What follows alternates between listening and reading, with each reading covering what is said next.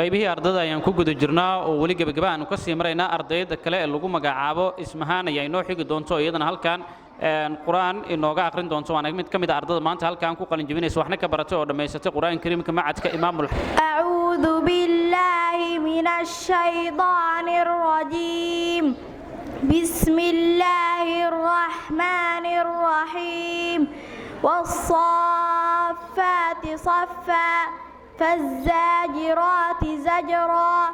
فالتاليات ذكرا إن إلهكم لواحد رب السماوات والأرض وما بينهما ورب المشارق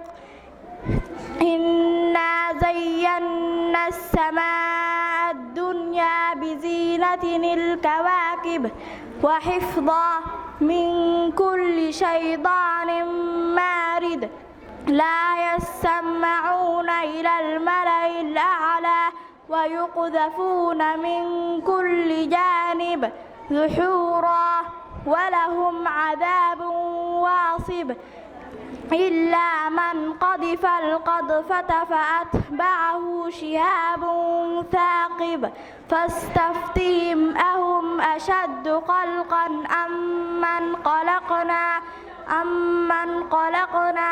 إنا خلقناهم من طين لازب صدق الله العظيم. ardayda wax ka baratay macadka imaamul xarameyn oo maanta halkan xafladda weyn maamulkooda ay soo qaban qaabiyeen ardayda ugu dambaysa ayay ahayd ardaydaas maadaama